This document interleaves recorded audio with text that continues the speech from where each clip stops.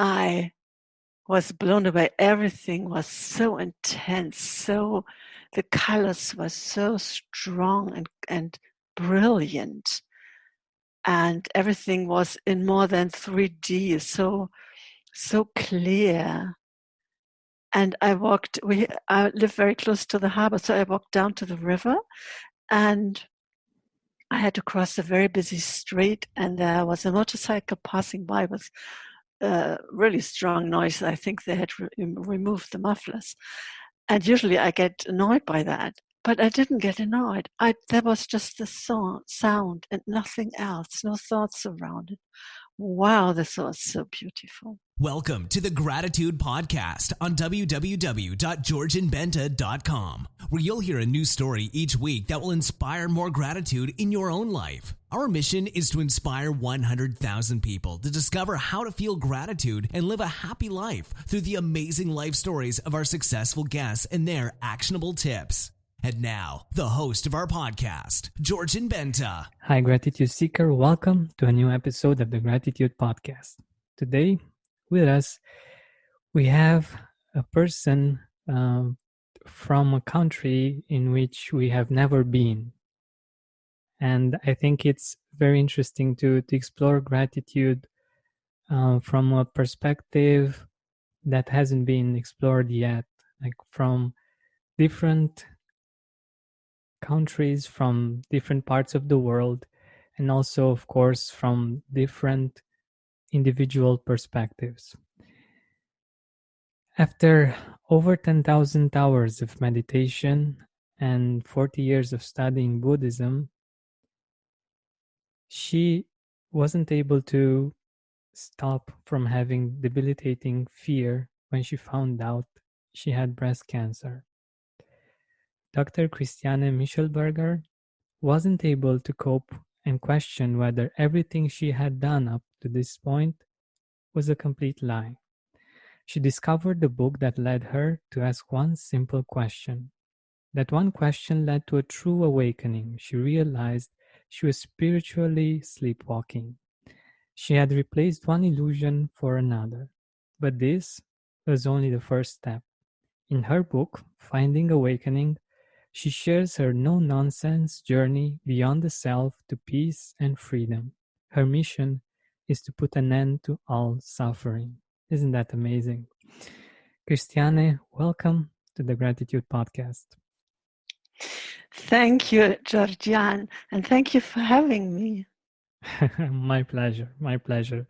And for our listeners, if the way Christiane pronounced my name seems a bit weird, it's actually how it's pronounced in Romanian. So I really appreciate Christiane for doing this and for making the effort to do this. I really appreciate it.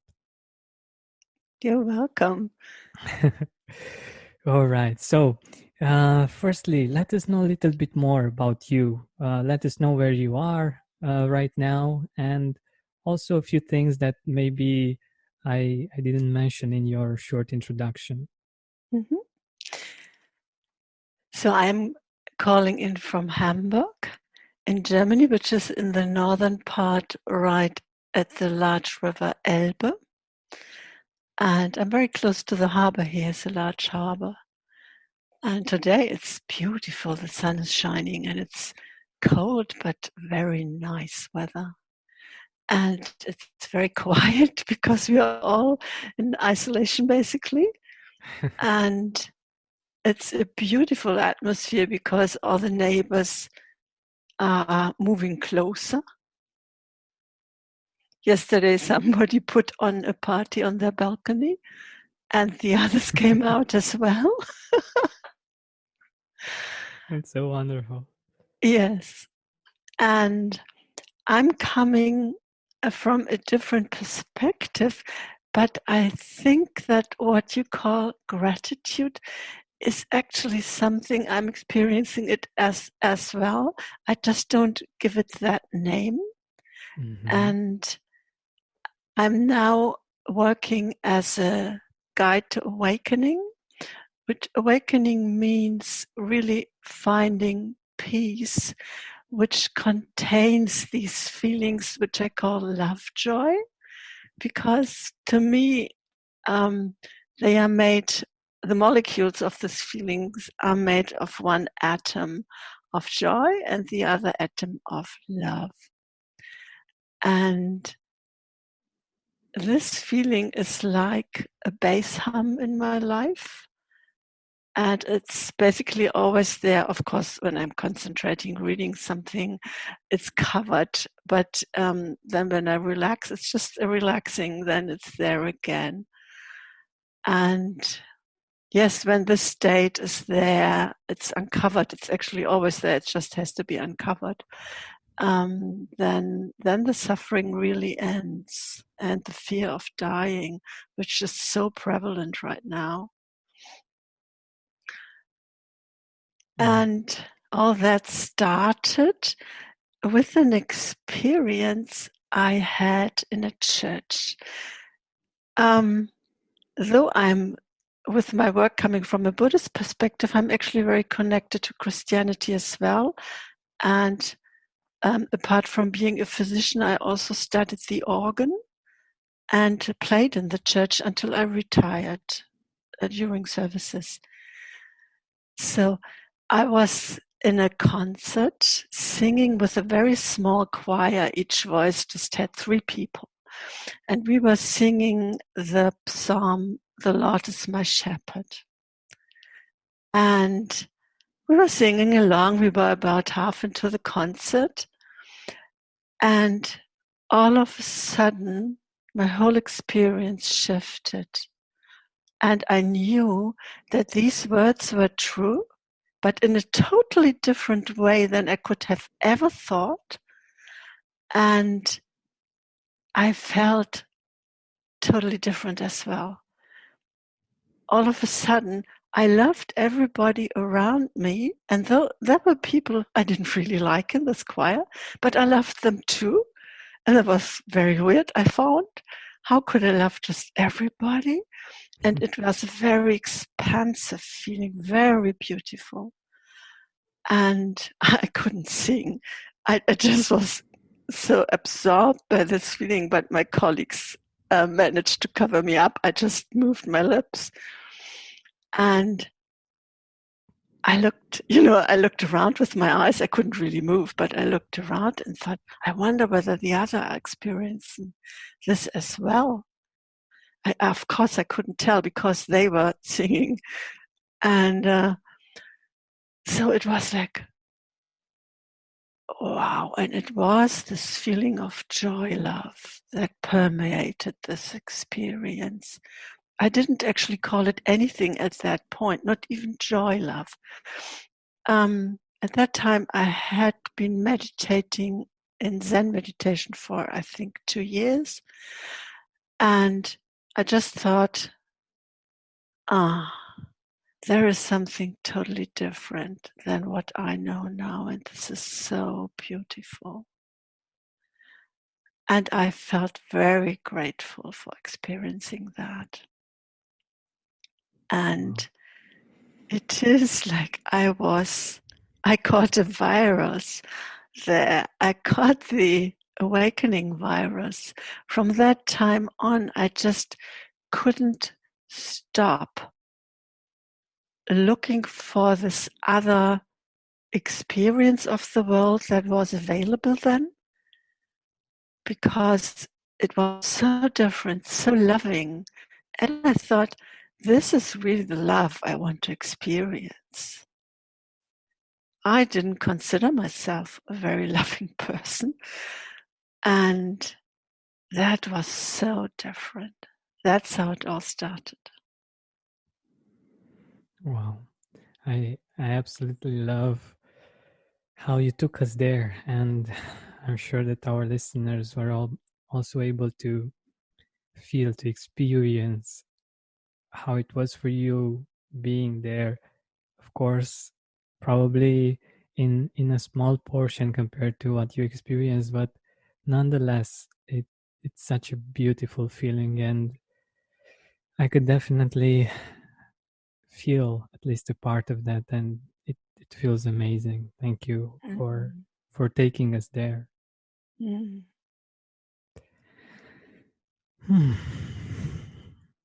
This is really wonderful. So let us know a little bit more about about this feeling that you call love joy. How do you define it? How do you see it? How do you um, experience it?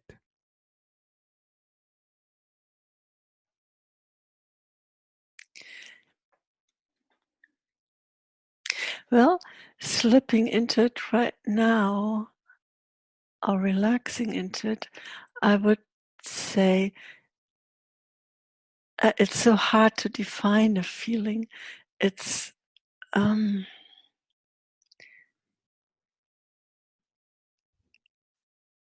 it's a kind of, it's all embracing, and it's very still for me. It's peaceful, but not unmoving. It's like a very fine vibration. And for me, you could definitely call this gratitude as well. Absolutely.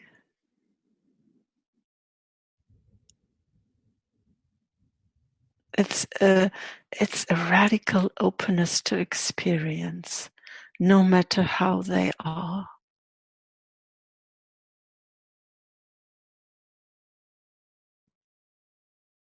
Not rejecting anything, not wanting something else to be.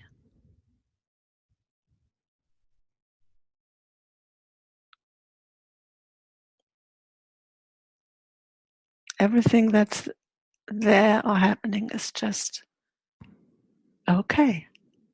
It's fine. No objections. That's how I would describe it. Wow. I love it. And it's wonderful that you used words, but I think you also use something else to let us know what it is, and that's really wonderful, and I could definitely feel it, and I hope that our listeners were able to feel it and to experience it as well. And from this point of view, I know you have a philosophy of embracing being ordinary. Can you talk a little bit about this? Can we explore this topic a little bit? Yes, this feeling ordinary connects to what is called awakening. Usually people think that awakening, enlightenment is something that's only for very special people, and they have to be either so virtuous that you can't believe it, or they have had to study tremendously to get there, and basically it's nearly impossible. And what I found on my journey, which was about peeling all the covers away that cover up this beautiful state, and it's basically all layers of the little me, wanting to control what's happening right now. For example, if you listen to the news, everybody wants to control, seem to be in control. Or the journalists say, if you would have done that, you would be in control. It's all about the assumption we could be in control, which is just not possible with everything. There are just things that happen, and that's how it is. And the me that thinks it can pick the thoughts and all the fantasized faculties the me seems to have, and that I want this, I don't want that, this is a very strong part of the me. I remember when it fell away from me after inquiring into it, what we simply do is, in this inquiry, we simply look whether there is actually a me or not. We just do what we always do when we want to find out whether something is there or not. We just look for it. And when I saw that there is no wanting and not wanting, all the reactivity ceased. Like, I don't push and pull at experience any longer. What happens is what happens. I can respond to it, but there is no emotional charge around it. I don't get angry or frustrated or irritated or whatever. And my own guide asked me, so why did you ever react? And I just pulled a blank. I had no idea. Why the heck did I ever think the world had to comply with what I wanted? It was so weird. And I just wrote back, I think I thought my second name was God. I mean, yes. And then in the further journey, the reality explored, and seeing that we are not separate from everything else, that there is in reality no border between us and everything else. And absolutely no me. That removed all the layers that covered up the state. Now, when I was sick with breast cancer in the hospital, I didn't know any of this. I was just totally dissolved into panic. It was terrible. And by that time, I had studied Buddhism for 40 years, had spent time in India meditating, had been with several Zen masters. I had done so much and really, really tried to get it. I had studied the Pali Canon, which are the original scriptures or talks the Buddha gave, the historical Buddha. And yes, I tried to behave in a nice way and things like that. But when I was dissolved into panic, it was just like, I couldn't do anything. I'm a physician by profession, and I specialized in psychoanalysis and psychotherapy, and even that wouldn't help. All my tricks and tips I had, I could pass out to people. They didn't help me at that time. And I thought, this was just all in vain. My search has failed. And still in the hospital, I felt like I turned my back to the search and kind of let go of the identity of being a seeker. It was a quite exotic identity, sitting with a Japanese Zen master, and he was ever so strict, God. And then meditating to the sound of monkeys screaming in the trees in India, and the little the movement of the ox carts. I was there in the beginning of the 80s. There were still ox carts around, even in a big city. And so it felt like, yeah, that was all great and really exotic. But I had acquired a new identity, that of being a spiritual seeker, and that dropped. And now I had to find, breast cancer is a disease that can come. It was an early stage, but it could still come back in 25%, which is a rather large percentage. So I thought, I have to find out. I don't know how long I will have to live. And I didn't know where to go. I had exhausted my means, absolutely and fully. I had no idea how I could do that. But I find it very interesting how life moves in a way that helps us out and that puts the right things in front of us at the right time.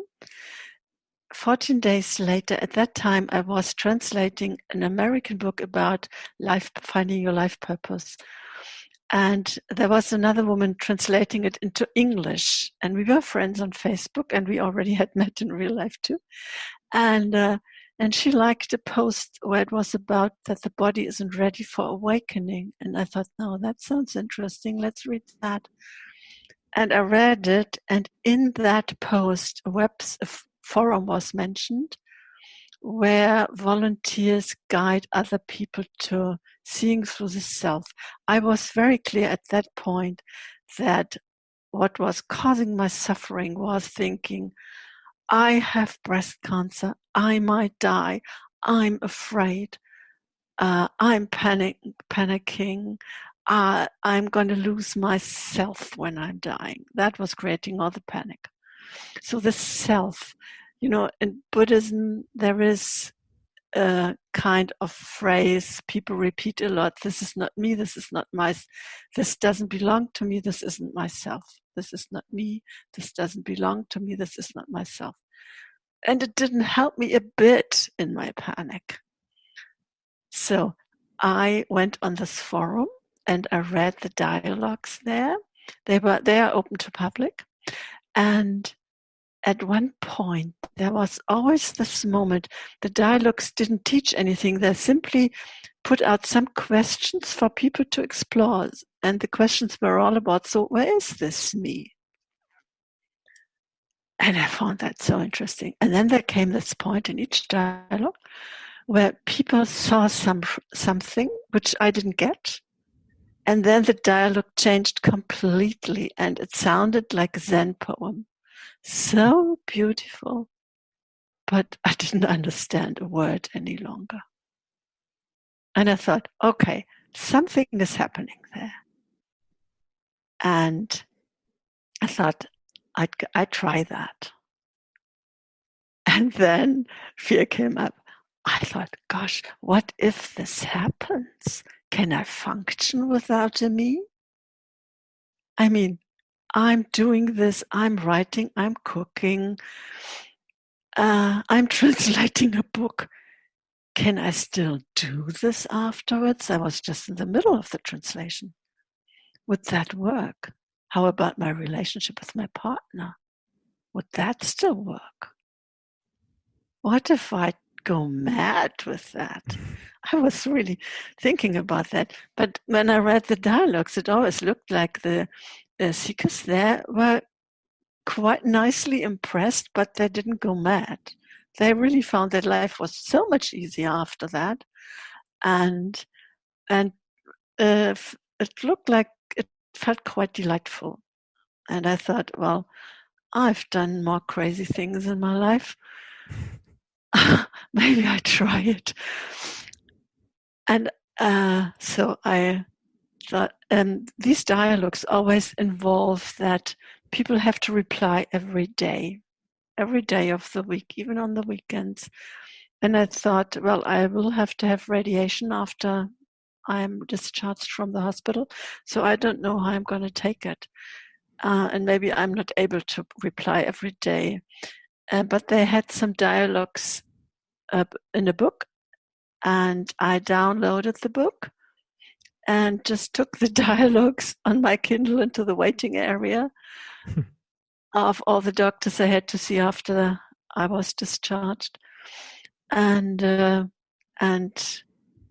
kept myself busy with these questions. They were so exciting. And I thought, I never asked myself these questions. They are really good. And the questions are really the key to all the awakening. Meditating is fine, and it really helps focusing, calming down, feeling better. Meditation is great for that, but it's too general. It's not specified enough. But focusing on one question that is looking for what is actually thinking, for example. What is it? Where is this thinker of thoughts? Can I pick my thoughts? Can I know what will come up? And if I don't like it, stop it from arising before it arises. These were questions I found really fascinating. And so I had boiled it down that the I was something like a virus that was attached to everything. Every experience was I'm seeing, I'm hearing, So there was only seeing and hearing and touching something and smelling. And then in the book, it was page 20, so I wasn't even far into this book. The guide asked, so is there any I in any physical form or shape? And I thought to myself, what a silly question, of course not. And while I was still thinking the question, a strong shift happened.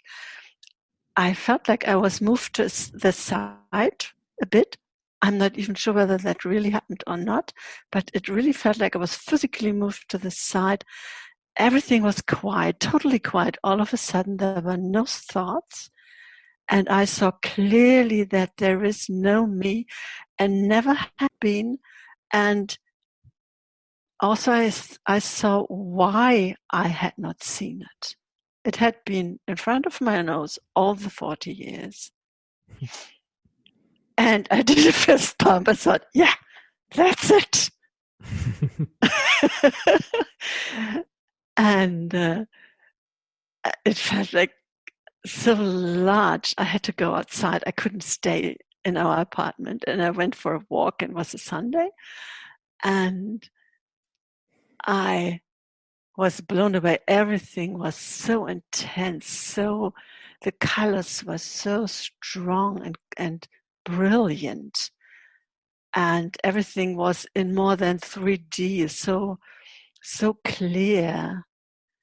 And I live very close to the harbor, so I walked down to the river, and I had to cross a very busy street, and there was a motorcycle passing by with really strong noise. I think they had removed the mufflers. And usually I get annoyed by that, but I didn't get annoyed. There was just the sound and nothing else, no thoughts around it. Wow, this was so beautiful. It felt a bit strange because I could very clearly see that the other people had no core as well.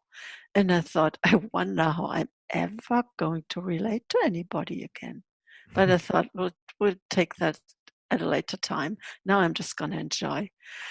And I went down and bought an ice cream. And a girl stood in front of me with a braid. And the braids looked so beautiful, the shiny hair. Oh, it was like nearly a psychedelic trip or something. And then I came back, and my partner was still at home. I hadn't told her what happened. I didn't have words for it. And I told her, I don't exist. And she looked at me and she said, sure you do, I can see you. And I thought, oh gosh, I can't share my experience. And that was the point when I thought, I will have to find people to talk to about this. And I got that nobody can understand this if they haven't experienced it themselves. And so that was my start of getting involved with a community, the Liberation Unleashed community. That's the website, liberationunleashed.com, where the dialogues were, and to get involved with them. And after some hours, another feeling started to emerge. I felt incredibly stupid for not having seen this for 40 years. I thought, oh my, how stupid can you be to not see this? It's so simple. And this feeling statement with me for like 2 weeks was like, how could I ever not see this? How could I? And I have all these Buddhist friends, and some of them had been on the path all their life. They were now in their 80s, 70s, 80s, and they were afraid to die without seeing this. And I thought, I have to help them. I have to learn how to do this, how to conduct a dialogue so they can see it too. And so I got confirmed that this was indeed a true seeing. You don't need confirmation for that. You always know if it happens. So it's just a kind of, Yes, getting a feedback on that. But in the beginning, I couldn't express myself really well. And so I didn't get a confirmation. I thought, well, if they think I haven't seen it, I can't make them believe it. I know I have. That's all I can say. And so, and then I started to guide them myself and learned it. And as you said, it was only the first step, because after a while I discovered that the reactivity came back and that there were things I wanted and didn't want, but there was no way how to address that. And with this wanting and not wanting, the sense of I wanted is there. It's part of the multi-layered self-illusion. It really has many layers, actually 8 layers. And this sense of self can be strengthened when the next layer is open to be worked with. But I didn't know how, and so I just learned how to guide, and I really loved that, helping people to experience this big relief of their being no me was so wonderful. Wow. That's how it all started, with the awakening. I can definitely tell you that you've made great progress with this, and many of the things that you've experienced, I could definitely relate to, and could definitely feel a part of that, and that's amazing, because I know it was very hard for me too when I had the experience that got me to start this podcast, that it wasn't really easy to put it into words and to make sense of it and to talk about it. And yeah, I think you're doing a great job with this. Thank you so much. Yes, it's really a space beyond words. Exactly. And I mean, really, can we put anything into words? I mean, have you ever tried to describe the taste of an apple to somebody who has never seen it? It's impossible. That's so true. But when you have tasted an apple and somebody described it to you, you will recognize it. Even though the words are missing most of the experience, you can still recognize it. And that's how you recognize the experience. That's so true and so beautiful. But I also wanted to get into something else. How can we find this sweet contentment by seeing past desires? How do we do that? It works with a very simple question. It works with the question, why do I react? What makes me react? And it can be used in any situation we react to. It's good if it's more a situation that lasts longer, because if the situation passes quickly, it's hard to still work with it.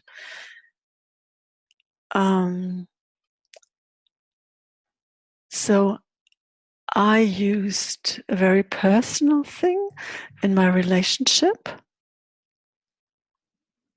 and just stated what is happening, or what is actually, I framed it the other way around, and that's always a good way to start, because if we frame what's happening straight away, we usually react too strongly to be able to watch why we react, because it's too fast.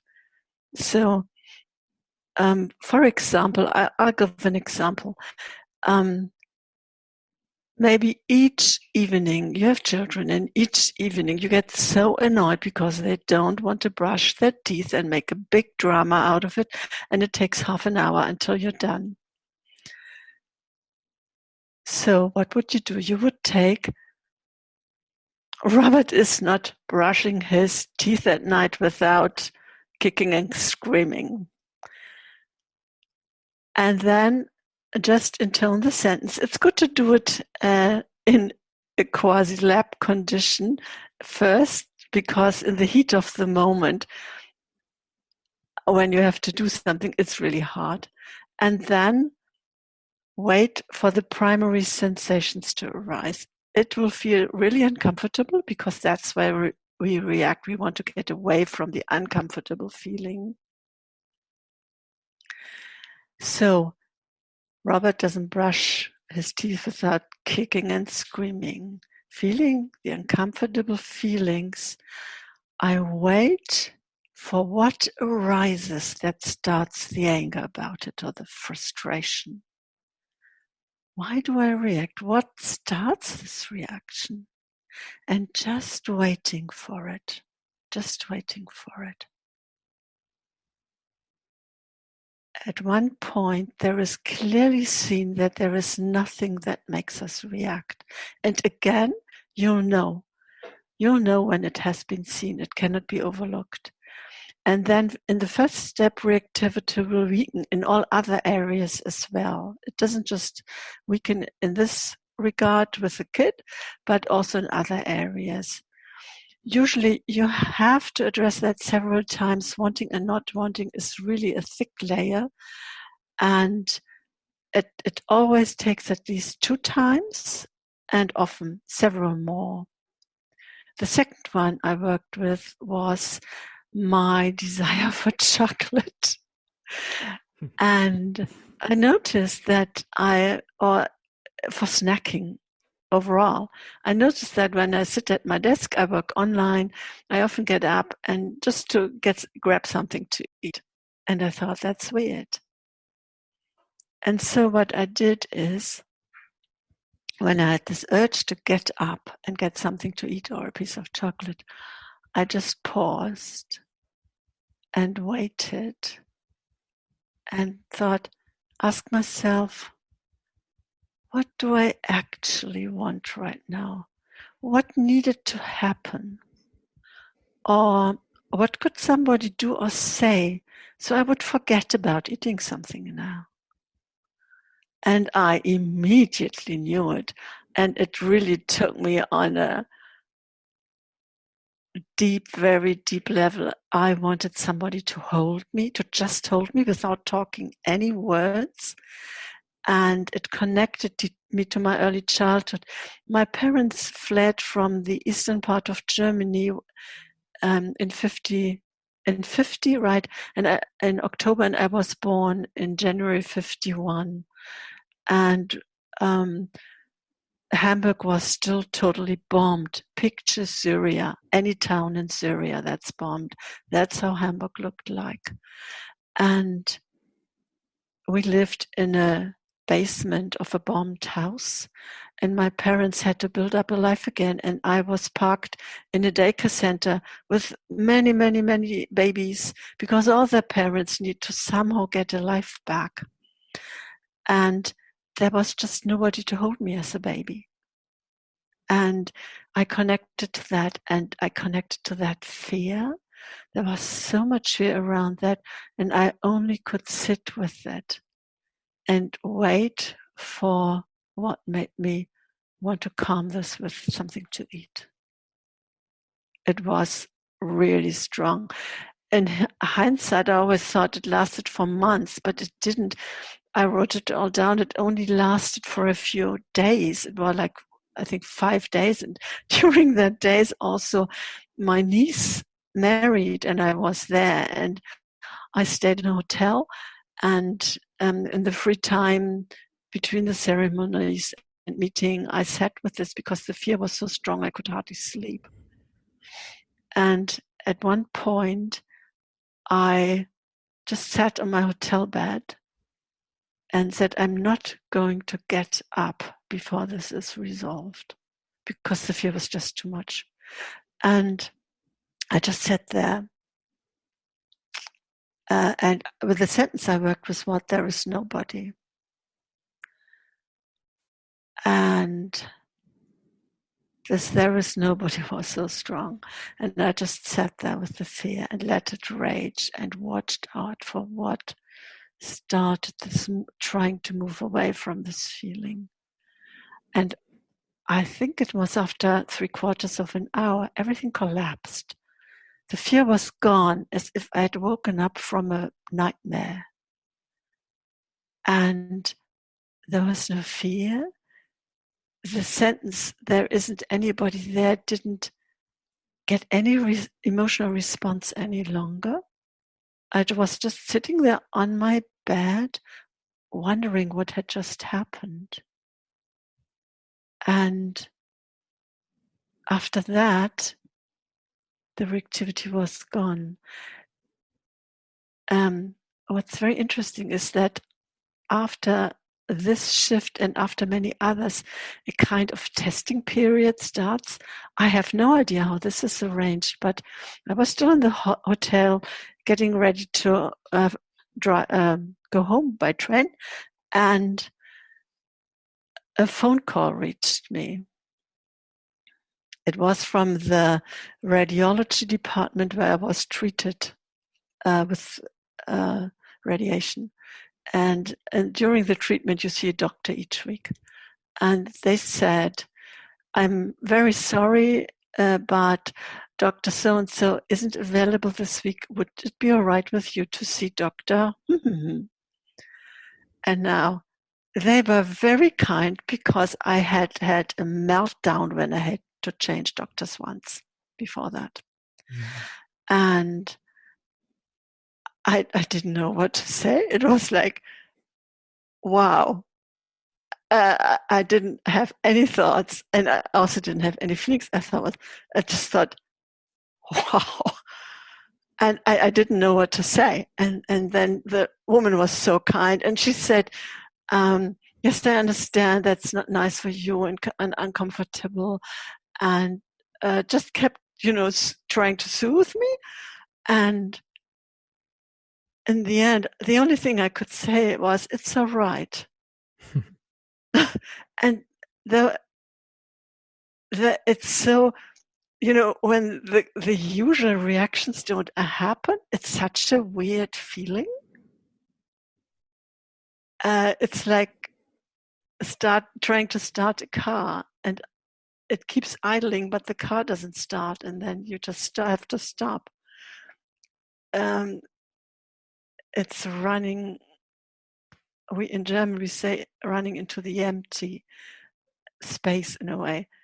And during the journey, all this kind of stuff happened. Like, I had arranged to meet a friend on the way back to Hamburg on one of the stations for 2 hours, and our train was late, and I do not like to be late, and I do not like people to be late, and so I was waiting for getting frustrated now, but I didn't. They were late, and that was all. It was just a fact. That's wonderful. It's we have a saying here in Romania about German people that they are never late, and they don't want people to be late. And I have this too. I've been raised by my mom and my grandma to make sure I abide to this as well. And it's interesting. I can definitely relate to the experience, because this is how I was in the past too. Like, I was on time, or usually a bit before time, and if people weren't there on time, I was very angry, and I felt like it was disrespectful, and so on and so forth. And definitely I can relate to this experience. Yes, exactly. That's how I reacted too, usually. And then, I had booked a local train, and they are double deckers. They have another seating area in the first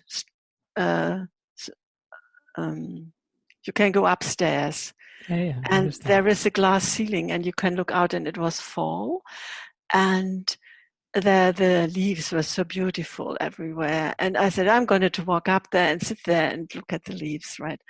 And then all the first story was all first class, and I couldn't sit there. And again, there was no reaction. So I went downstairs, and I just looked at the leaves from there, and everything was just perfectly fine. Exactly. And I had to change trains at one station. And usually when I change trains, there's always a little bit of time, and I go get a coffee and something sweet. And I went and got a coffee, but the sweet stuff didn't appeal to me.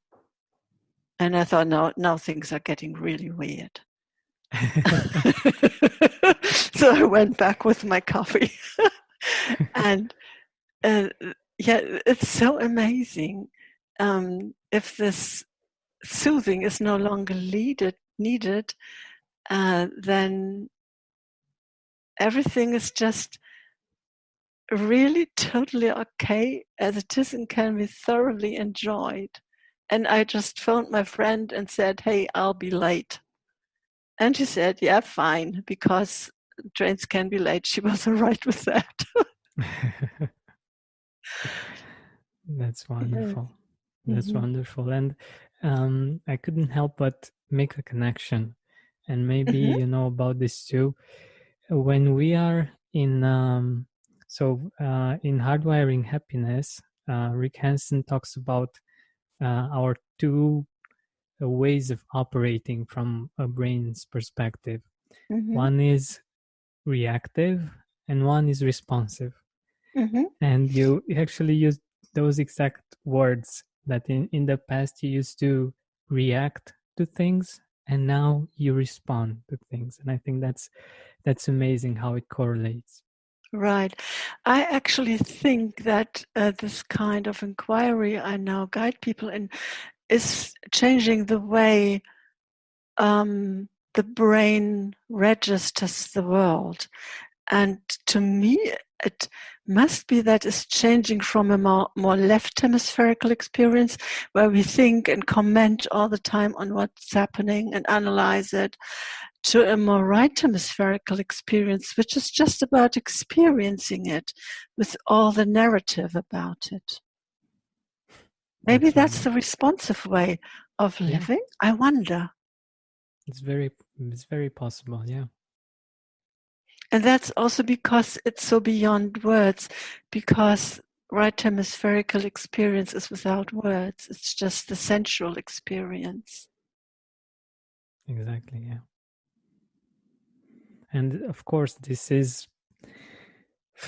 goes hand in hand with gratitude. This goes hand in hand with how we experience life through the lens of gratitude. Mm-hmm. When we focus on those experiences, on those things that we appreciate, and look for those things that we appreciate, and become aware of the things that we already see but might have not seen in the past as things that we can appreciate. It's something that's very similar to this. Yes, I would take that even further. I would say, even staying with the discomfort of the present experience without looking for something to appreciate, just staying with the body sensations. Every feeling has body sensations and a name. And just leaving the name behind, feeling the body sensations, every uncomfortable feeling will dissolve on its own. By the way, this is scientifically researched. It takes about 90 seconds. And Wow. there will be gratitude will just be there without even trying to induce it. Because it's the feeling that's left when we just stay with experience. So that's 1 minute and 30 seconds. This is all we need to Yes. do. Yes, Just just stay tuning with the into the body experience. sensations, not making them bigger or larger, leaving behind the thought narrative. Oh, this is so terrible. How can I feel better? Moving away from the experience. In the moment we just stay put, feeling it. all the suffering leaves, and there is only gratitude left. Wow. I love this thought, and I think it's a wonderful thought to end this interview with. Let our audience know where they can find you, where can they get in touch with you, where can they find your book. Yes, if you want to come to a place where you can experience this gratefulness as your natural state, you can find me at findingawakening.com. That's my website. My book isn't out yet. I'm in the process of editing it, and it takes so long. So this will take a bit until it's out. But you'll know if you subscribe to my newsletter, and you can also find me on Facebook, either under my name, Christiane Michelberger, or under Finding Awakening. I have a public profile, so you can find me easily. Thank you so much for your time, for all the amazing feelings and experiences that you've shared with us, and just for being here so present and so warm. Thank you. Thank you, Georgian. It was such a pleasure speaking to you. Hey, Gratitude Seeker, thank you so much for taking the time to listen to this interview. I really appreciate it. And if you could think of one person that would also benefit from it, share it with them. It might actually be the inspiration that they need to make their day or maybe even their life much better. Thank you so much once again. This has been Georgian Benta. Don't forget to keep seeking and spreading gratitude.